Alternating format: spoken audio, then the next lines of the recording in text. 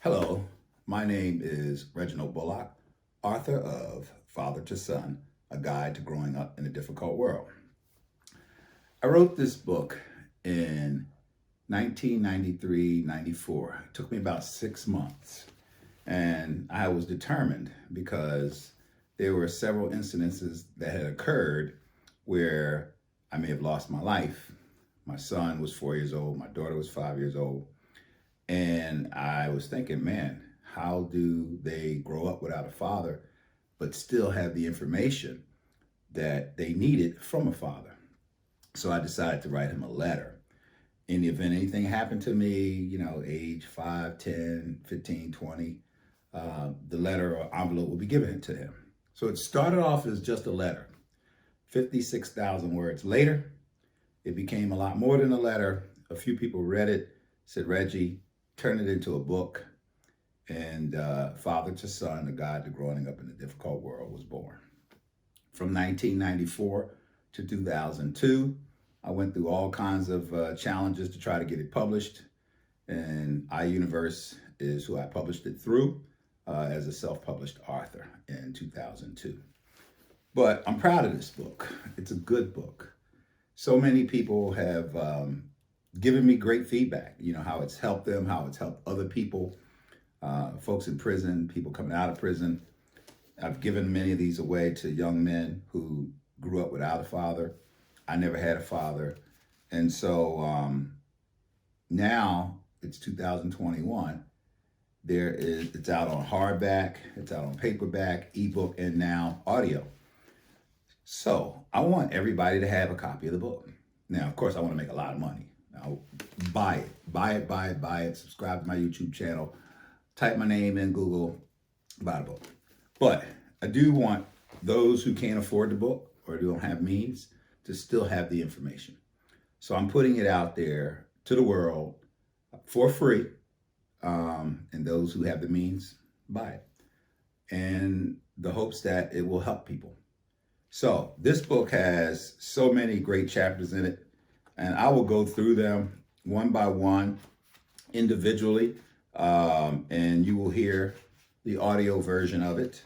But some of the chapters are guns, gangs, drugs, law violations, homosexuality, communications, problems and struggles, friendship, religion, mothers, health and fitness, hygiene, sex, the game, tenets, education, ethnic origin, life and death, words to live by for your information, and then it concludes. So this is going to be a good journey.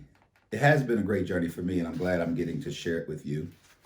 And as you listen to some of the contents of the book, hopefully it inspires you, motivates you, enlightens you, or just helps you or helps someone else. So enjoy the book, enjoy the audio, enjoy the presentation. This is Reginald Bullock, just sharing with the world, Father to Son, A Guide to Growing Up in a Difficult World.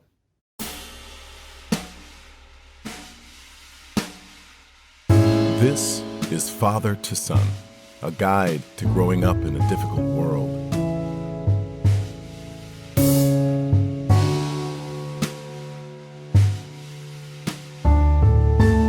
Written by Reginald L. Bullock, published by iUniverse, narrated by Larry Herron.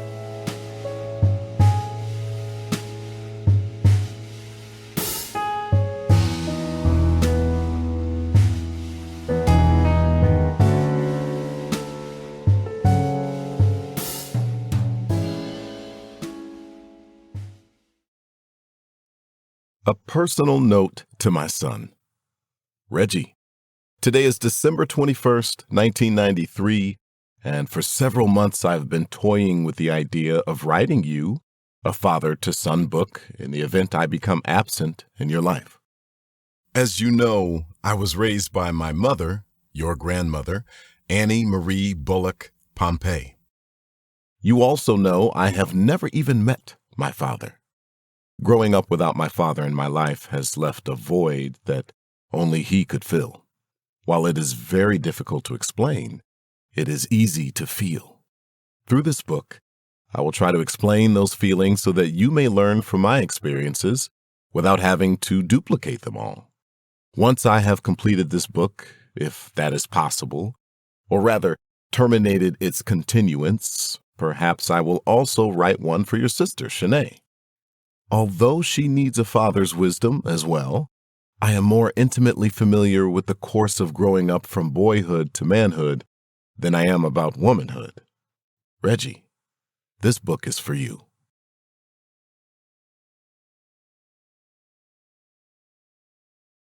Father to Son by Reginald L. Bullock. Son, walk with me, that I may tell you all I have seen.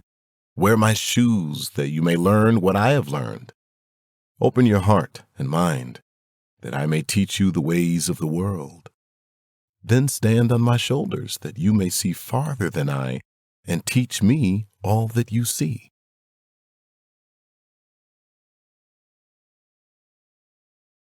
Preface. I grew up without a father. I have studied other fathers, and most importantly, I am a father. In my opinion, this qualifies me to speak and write on this subject, although many people have told me that in spite of a lack of fatherly influences throughout my life, I turned out all right. I cannot help but wonder where I would be in life if I had my father present. Having grown up without him has left me with many unanswered questions, deep hurt, feelings of loneliness and emptiness. Imagine asking your mother questions that your testosterone just conjured up, or trying to communicate certain issues to her, and the look on her face tells you she has no understanding of what you are talking about. It gives you a feeling of abandonment when you grow up not ever having had the opportunity to speak to your father. It is being a bastard. I have worked with young men from Cub Scouts, Webelos, Boy Scouts, Explorers, Civil Air Patrol, Reserves Officer Training Corps, summer camps, YMCAs, recreation centers, gangs, boys clubs, Night of Pythagoras, churches, mosques, temples, game rooms, sport teams, local neighborhoods, and many other environments and organizations. It hurts to see many of them going through the same pains that I have had to go through. You can look into their faces and see the void. You feel their pain and hear their cries as they search for their identities. The fatherless son needs help. The fatherless son needs a father. He needs his father. Due to the state of the world today, many young men are destined and doomed to grow up and develop into a man without a father. While the government and other institutions have been trying to deal with the problems of single-parent families, the problems have continued to grow and solutions continue to be slow.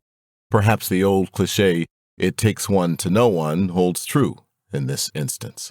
Generally, the policymakers, thought-provokers, and instigators come from two-parent families. Although they have tremendous insight with their statistical studies, they cannot feel what it is like. I have had to harbor feelings that will continue to plague me for the rest of my life because I had no father in the house. These feelings run so deep, my mother is not even aware of some of them. In contemplating the chapters for this book, I cannot help but feel sorry and empathy for the many fatherless sons who are not as fortunate as I have been. I do not want anyone to ever have to go through some of the experiences that I have gone through. So, I am writing this book in hopes that an ounce of prevention is truly worth a pound of cure. Acknowledgements. To the single mothers, and especially my mother, this book is by no means intended to demean the blood, sweat, and tears you have shed in your efforts to raise a man. Without you, Mom, I would not be who and what I am today. Without you, I would not have learned the many things I did. And for those things, I owe a sincere debt of gratitude to you. It was you, and you alone, who picked up the dropped torch of fatherhood, and with all your strength carried it as far as God has allowed you to carry it. So take your rightful seat of honor knowing that you have labored hard and the fruits of your labor have blossomed. It is just that my experiences have taught me, while a mother can raise a son, only a man can raise a man. I love you, Mom. To the stepfathers and other men who have adopted sons, I applaud you. You have taken on one of the most challenging responsibilities one could ever attempt. To the many men who have given their time unconditionally to fatherless sons, I commend you and thank you. You men are all forging a new generation of leaders and thinkers who will one day carry this great nation to higher heights. You should feel proud. For the best thing anyone could ever spend on a child is time. To the fathers who have abandoned their sons to be raised as bastards, I blame you for many of our nation's problems. You will learn as you read this book how important you really are. You will learn how your absence has caused tremendous damage to the foundation of our families. Your absence has caused instability in our communities. Your absence has also incapacitated the most important resource of our country, your son. Indeed, you are guilty. However, I challenge you to take charge of your responsibilities and redeem yourselves by raising your sons to be men. I would also like to thank all of my family and friends for their encouragement and support over the years. It is always good to know you have someone to turn to when the going gets rough. In my lifetime, I have had many going gets rough days that I care to remember. In spite of myself and my ways, I always had a comfort net to fall into. I would like to thank my daughter, Shanae, for reminding me of my fatherly duties by making sure I gave her a good night hug and kiss in spite of how consumed I was in writing this book. You are my check and balance in many respects. Somehow you inherited most of my traits and genes. As I watch you grow, I am constantly reminded of how I was when I was younger. Sometimes it's like looking back in time through a mirror. Watching you develop your mental abilities is going to be real interesting and at times maybe even scary. It is for those elements that you are very important in the writing of this book. Perhaps if I get the nerve, I will try to write one for you. In the meantime, use this one as a repository of information, not to mention a way to learn more about the male species. As for my son, Reggie, if it were not for you, this book might not have been a thought. After all, the title alone is 50% you.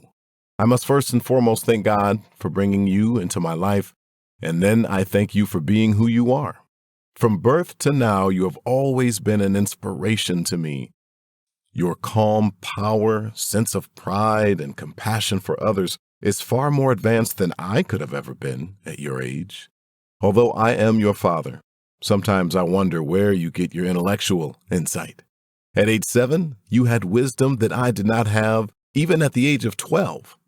It is because of these gifts you possess that I will always be able to learn from you. Finally, I would like to thank Esther, my wife, for tolerating my absence and presence throughout the course of writing this book. It seems like we have been together forever. Your patience and understanding have made me who I am today. You helped me go back to school and finish my degrees during some of the most difficult times in our lives. You tolerated my ideas and dreams, even when it put the family on thin ice. Your fortitude, temperance, prudence, and justice provided me the balance I needed to learn about myself, and in spite of the mistakes I have made, you hung in there with me. You respected my privacy and identity by not trying to read the book, by not making contributions to it, nor questioning me about the contents while it was being developed and written. I know how hard that was for you at times. Thanks for the respect. For those reasons, if it were not for you, I would not be able to write this book. You were my support throughout. From Saudi Arabia, Dubai, UAE, Philadelphia, New York, Tennessee, Virginia, and Maryland, this has been a long time coming, and you helped to make it happen. Big ups and props to my Lady B. Introduction. Father to son, A Guide to Growing Up in a Difficult World is a no-nonsense, nonfiction book, which is targeted primarily to young men who are not being raised by their fathers, who need male guidance in their life, and/or who just cannot find their way to the right path of manhood. Although it targets the young, many people from age 22 to 82 may find this book to be very helpful. The book addresses the current issues and problems that our youth have to deal with and why, from a father-to-son perspective. It also gives guidance and direction for those who might need it. Chapters 1, 2, 3, and 4, the first 4 chapters, Guns, Gangs, Drugs, and Law Violations, explain why the problems are the way they are, as well as identify the causes of the problems. The chapters give helpful information and guidance on how to cope with and get through the difficult years of adolescence without falling into the trap of negativity. The chapters also cites examples and instances that I have seen and experienced as a youth and as an adult, which will help the readers to associate their situations with what is being read. Chapter 5. The chapter Homosexuality is a straightforward opinion on how many fathers view this subject. Too many young men are left to figure out what this group is all about and what position they should take regarding homosexuals. Whether a person is straight or gay, they will have to deal with this issue as a person. This chapter helps to give the reader a foundation from which to start. Chapter 6. Communication has always been the number one problem behind most of our youth's problems. Being able to communicate with every human being you come in contact with takes a lot of work. Most people are not familiar with the basic parts of speech, let alone the basic elements of communication. This chapter tries by utilizing various languages and slangs to explain the importance of learning how to communicate in various languages, dialects, cultural slangs, and ethnicities. It is a unique chapter full of surprises and interesting words to help captivate the reader's interest in learning the art of communication. Chapter 7. No matter who you are, you will always have problems and struggles to face. Consequently, the chapter Problems and Struggles is designed to remind the reader that history is filled with problems and struggles. The chapter explains why struggles are necessary and how to approach them. Using several quotes and phrases from people like Frederick Douglass, this chapter shows that the relationship between the past and the present is very similar. This helps the reader to understand that he can use the information from the past to chart his future. Chapter 8. The chapter on friendship shows through examples how relationships grow and die. For the reader who has a hard time understanding what friendship is all about and how to know when they have found a true friend, this chapter is ideal. From having friends of the same sex to finding a spouse, this chapter gives the reader insight by examples of how friendships are formed. Chapter 9. The controversial subject, religion, is extensively examined while trying not to sound too opinionated. Using facts, quotes, and references, the book gives the reader a solid base of information to help determine the who, what, where, why, when, which, and how. Islam and Christianity are both used as references and cross-references to give the reader more than one perspective on religion. There is also a research section showing the translation and transliteration of the word Christ and its many derivatives. This shows the reader that all he reads in the Holy Book is not necessarily what was meant when it was written. The primary objective of the religion chapter is to help the reader to select an appropriate religion with an objective frame of mind. It is also designed to help prevent the reader from becoming a victim of cults. Chapter 10. Single-parent mothers make up a large percentage of parents raising their young children. In explaining the theory that a mother can raise a boy, a mother can raise a child, but a mother cannot raise a man, the chapter Mothers is designed for the mother and the youth. It commends the mother for the job she has done. However, it explains that because a mother cannot raise a man, this is the stage where most of the problems occur. This chapter also ridicules the fathers who are not fulfilling their responsibilities. This is not only a very powerful chapter, it will be an emotional chapter for many of the readers. Chapters 11 and 12. The two chapters, Health, Fitness, and Hygiene, are very critical chapters. Most young men are not taught how to take care of themselves the way they should. While young ladies are trained at very young ages, young men are neglected. Most mothers cannot show a young man the proper way to wash his penis, which is the primary reason for all the young men constantly scratching. From head to toe, the book explains in explicit detail how to take care of your body, groom yourself, and several preventive measures for staying healthy. The chapter also covers sports, exercise, and even becoming a professional athlete. It's a must for all young men to read who have never had a good father-to-son talk on the subjects of health, fitness, and hygiene. Chapter 13. If it were not for sex, none of us would be here. Yet we do not want young people to have sex. Why? The chapter sex goes along with abstinence. However, it explains why at a level that young people can understand. It is obvious from the statistics and also because of our natural instincts that young people are going to have sex. This chapter cannot and will not stop everyone from doing it. However, it can give a deeper understanding of the ramifications and the responsibilities that are associated with having sex. It also explains the difference between having sex and making love through analogies that are more beautiful than passionate. Chapter 14. Most successful people approach their craft as if it were a game. They learn the rules, master the game, and win. The chapter, The Game, shows the reader how to interpret life and its many intricacies by restructuring the way it is viewed into the form of a game. Using the Constitution of the United States, the book dissects its contents for the reader and interprets it from a struggling Afro-American male's frame of reference to show that the rules can be interpreted in many different ways. With that example, the book goes on to explain how that same technique can be applied to school, employment, etc. It is a hard-hitting chapter that uncovers some well-masked truth about our U.S. government. Chapter 15. The chapter Tenets is designed to help the reader find balance in their lives. Many of today's youths have strayed from living up to the honorable tenets like integrity, courtesy, reverent, ethical, and others that make us proud to be associated with outstanding people who possess these qualities. This chapter tries to bring that back into our youth.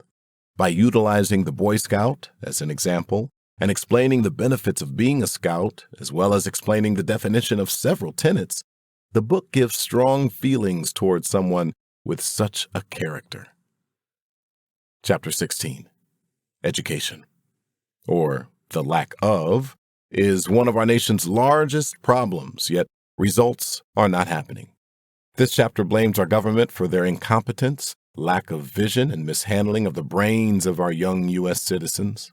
It explains how the reader has to take responsibility for his own education, because depending on the government, or anyone for that matter, will only result on his being miseducated. This chapter also explains education from a common person's perspective, rather than an aristocrat. This chapter's aim is to give the reader a sense of educational direction. Chapter 17. Ethnic Origin is a very powerful chapter dealing with identity and the problems of race.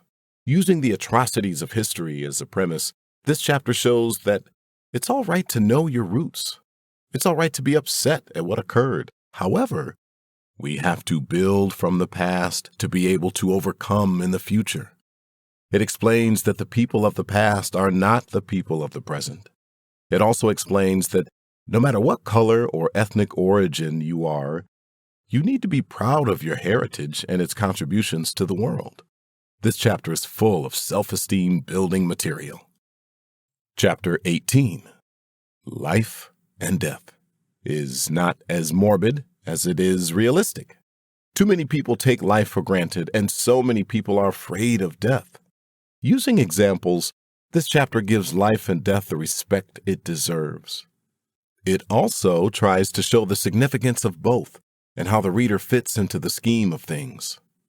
Chapter 19 Words to Live By is a collection of quotes and phrases that many fathers might like to pass on to their sons for them to live by.